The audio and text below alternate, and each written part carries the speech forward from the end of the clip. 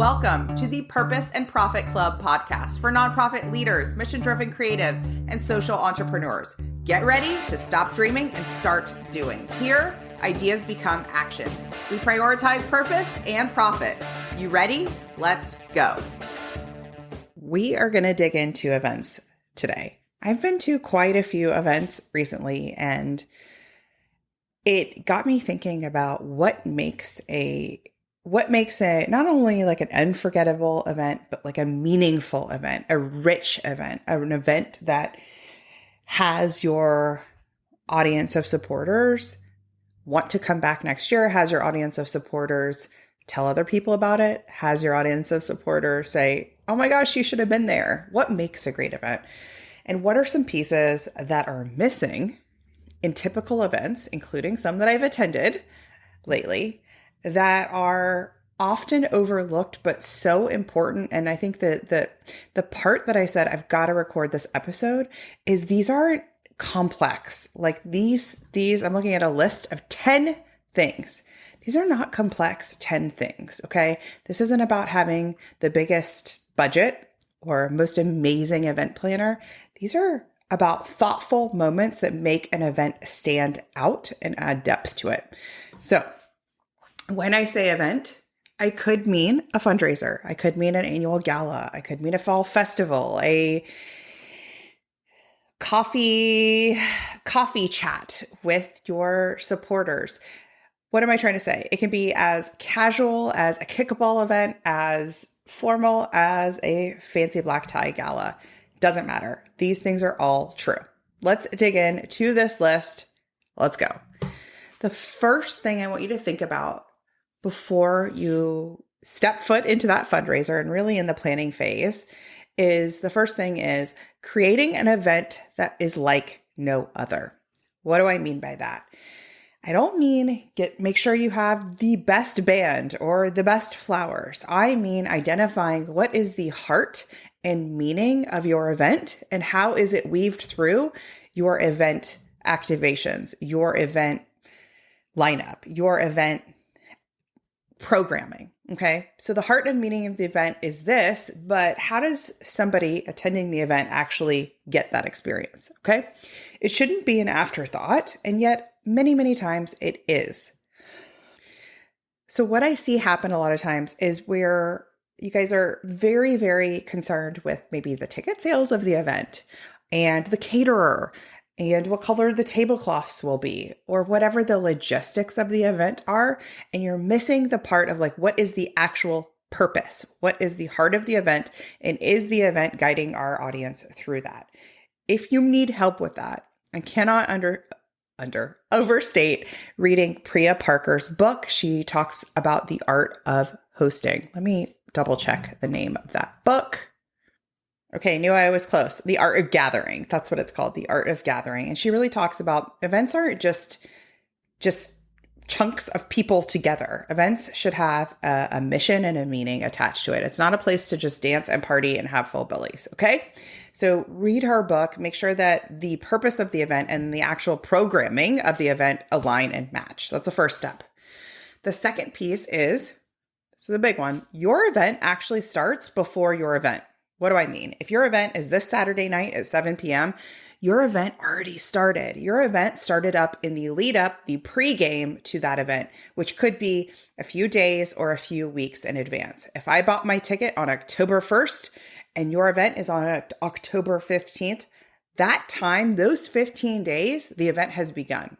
For many of you, you're thinking, amazing, I sold a ticket. Whew, I'm done. But you're missing a part of cultivating that meaning, cultivating that purpose in that pregame phase. You can do it through an email, a note, a text message. This can be a mass email that you send to people, but you want to actually start seeding some things. You want to start seeding maybe that there's going to be a special announcement. There's going to be an ask. There's going to be something cool happening. We want to answer the questions, what should I bring?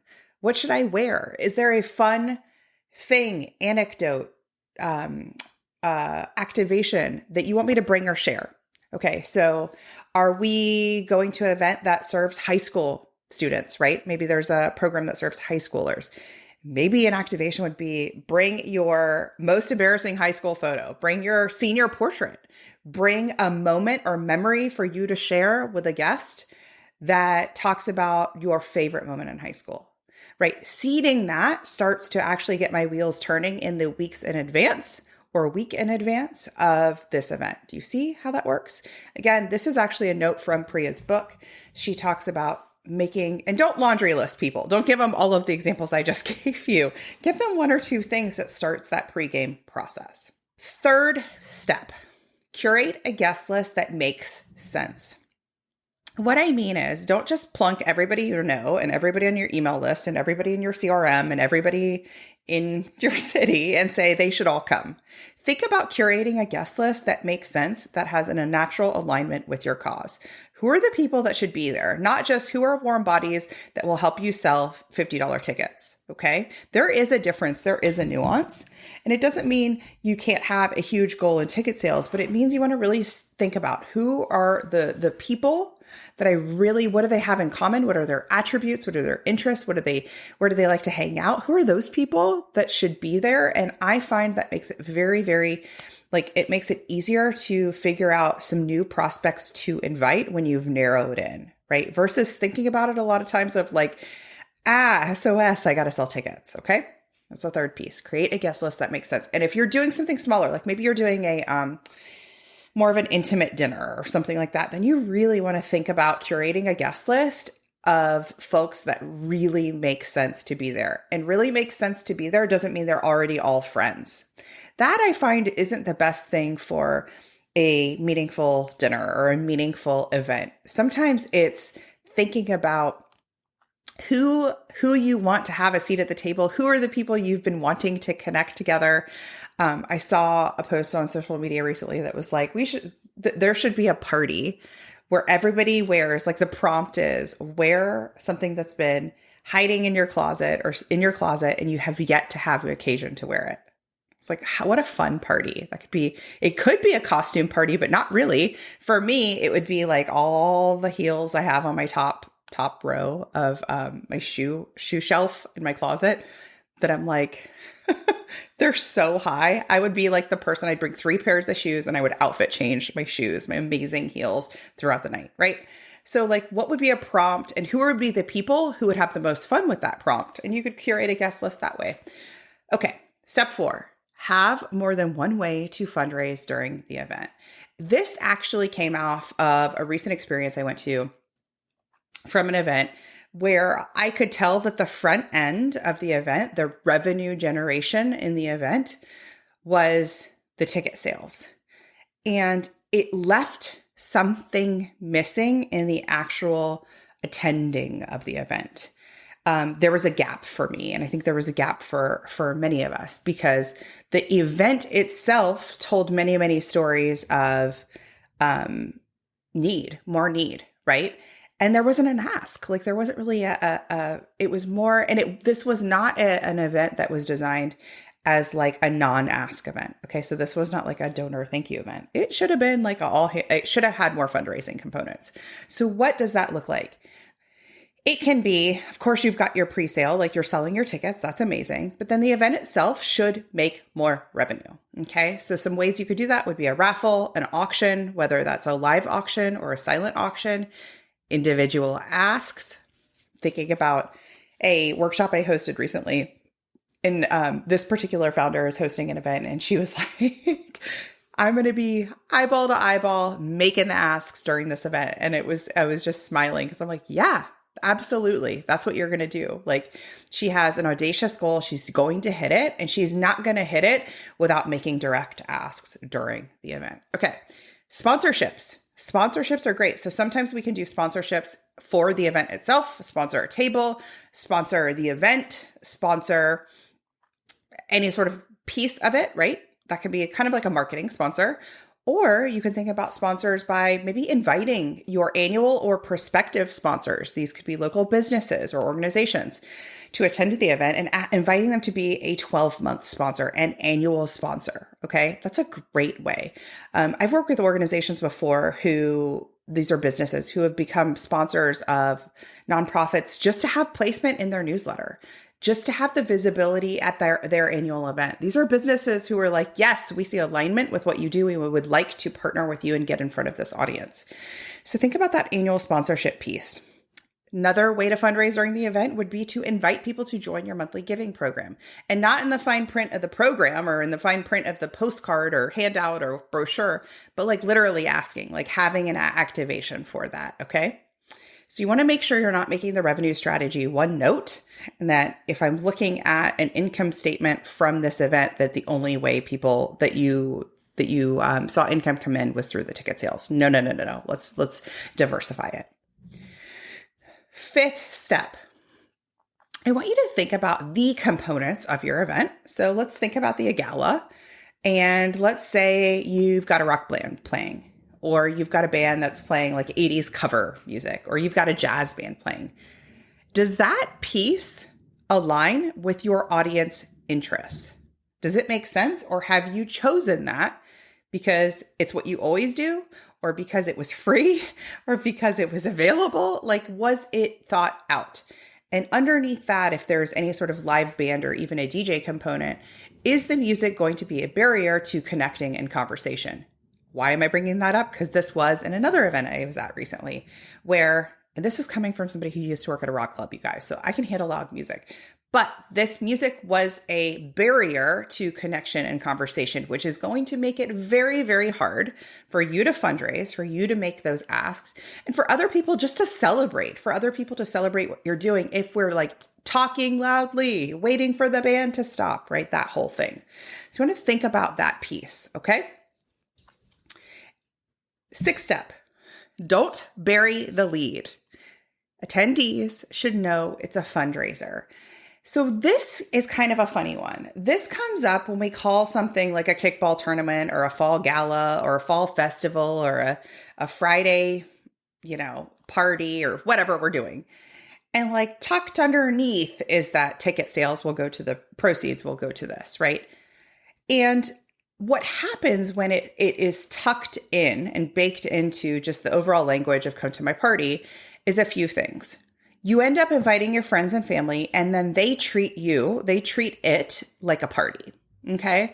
Like we're having a barbecue at my house. Like we're just having a hangout. And that's not what this is. If you want to have a barbecue at your house, have a barbecue at your house, but that's not what this fundraiser is.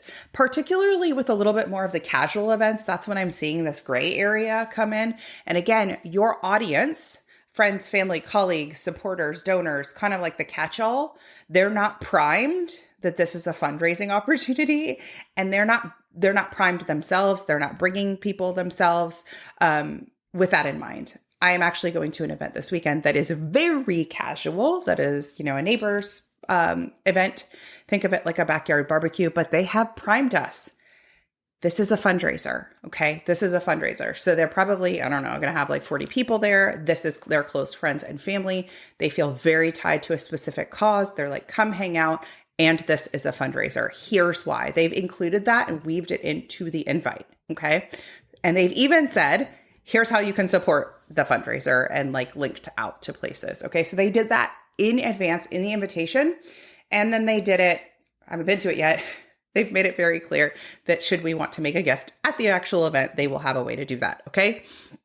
So people should know it's a fundraiser, again, so they can kind of step in or step out and say, this is for me or this isn't for me, right? This isn't just like, I may crash this a la Wedding Crashers, go get some free food and drink and leave, okay? You want to make sure that people know it's a fundraiser. I'm thinking of another client who is working on this amazing fundraiser, and we have weaved in activations that make sense not only for her audience, but for her cause. And even though the name of the event isn't ABC fundraiser, the name is like a fun name. It is throughout the narrative, throughout the event page. And then as people come to the event, it is very clear. This is a way you can support. This is a way you can give. This is our goal. This is how much we're trying to raise tonight. Be very clear on those pieces. Don't be apologetic. Step 7, don't be afraid to ask. Remember, these people, if you followed these 6 steps previously, they're at a fundraising event. So let them be at a fundraising event, okay? So if you're fundraising, you have to actually be fundraising. Then you need to be hosting the event. Whether it's you and your staff, you and your board, everybody should be moving through the crowd, connecting, celebrating, having conversations, sharing the wins, and making the ask. This was a huge component missing in a recent event, that it just felt like, who's going to make the ask? You guys, come on, go get out there. Who's going to make the ask? It felt way too soft, Okay. It was like, you've got us all here. We're all here. We're probably not all going to be together. You've got us engaged. We're listening. We're hearing. We're hearing about the problem. We're hearing about some of your programs.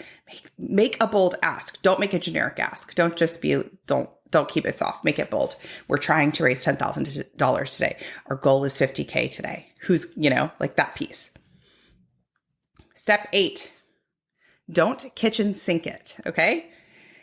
For my creatives, for my folks that love an event, for my folks that just have lots of ideas, and this is me too. You may have a dozen good ideas or 24 good ideas, but don't chunk them. Don't like packing a suitcase, pack them all into one night. Okay. Been working with one of my clients on this, and listen, we got a lot of good ideas. But what we've had to do is we've had to curate an event so we're not fire hosing attendees. And that meant that we had to edit out some great ideas. And we know those are going on the shelf for next year. Those are things that will be weaved into other events next year. This isn't the only event you'll ever have. Same thing for anything that's an online event. You may have an amazing idea, but don't force them into the suitcase of this event, because what will happen is your audience will be confused. Your audience will feel overwhelmed, and a confused mind doesn't buy. That means a confused mind doesn't raise their paddle, open their wallet, make a gift, right? Because there's just too much stuff. Don't make me have to decide if I should give a one-time gift or join your monthly giving program or participate in the raffle or sign up for this thing or sponsor that thing, right? So you want to make sure that you've narrowed in to a couple of things that make really great sense for you. Step 9, some tough love on this one. Do be willing to reimagine a signature event. So the don't on that would be like, don't be just so stuck to an event that you do year over year and think we have to continue doing this. It's okay to evolve. It's okay to sunset or just shift or adapt something that's been working, but maybe has had a little less buy-in year over year, a little less excitement around it. So it's okay to make those changes. One example would be a golf event. I think there was a time, I feel like golf events had their heyday, I don't know, in the last 10, 20 years. And for some organizations, they've kind of petered out. And so I've been noticing some folks reimagining or just completely sunsetting their golf event and making it something else. Maybe the golf event becomes a putt-putt event, which actually I'd be super excited about. Like maybe the golf event just becomes some other event. Now, I do have a couple of other organizations where their golf event is awesome. People are so thrilled to be a part of it. It is something that they look forward to year after year. You know which one you are, and it may not be a golf event. It may be something else. If it's like, ooh, yeah, it's just feels like it's just the enthusiasm and the participation on this is just petering out and we're hanging on to it and we don't need to. So don't be afraid to reimagine a new event. Step 10, so important for everyone. Create a retention plan, okay? Meaning all those new donors that are connected with your organization now for the very first time because they came to the event, or all those supporters who have been longtime supporters or new-ish supporters. Make sure there is a retention plan in place beyond just a thank you call or a thank you email and a tax receipt, okay? What does that look like? Automation. Make sure there's an automated email welcome series to further that connection, that warmth, that celebration they received in person. Find the people who you connected with most and ask them to coffee. Ask them to a Zoom call. Reach out, develop that connection deeper. If you've ever been at an event and you kind of hit it off with somebody and you're like, ooh, I kind of want to grab coffee with them. Like do that if you have that moment, right? Pick 5 people from the event that you thought were interesting and ask them to coffee, okay?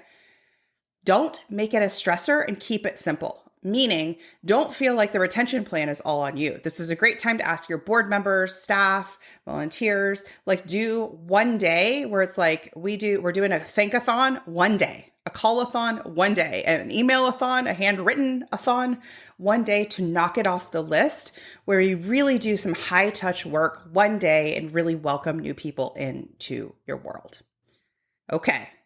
Follow those steps, and I promise it will make the next event you have so much more clear, more fun, more celebratory, and more meaningful. When we have more meaning attached to it, people will have more connection to your organization. When they have more connection to your organization, they're going to talk more about your cause. They're going to show up and support your cause more often. I'll see you next time. If you ask me, everyone should have a coach, especially you. I want to invite you to schedule a free discovery call with me. Go to splendidatl.com/contact. You'll see my calendar there. Book a call with me. You'll learn about my smart growth method, where we can grow your business or organization sustainably with ease and massive impact. Think you've reached out to everyone in your network? Are you out of ideas to get noticed and get funded? I hear you. That's why I'm giving you a chance to steal my prospect list. Yes, you can generate leads for your nonprofit or impact-driven business. Grab my mini training and list delivered to your inbox instantly. Go to splendidcourses.com/prospect.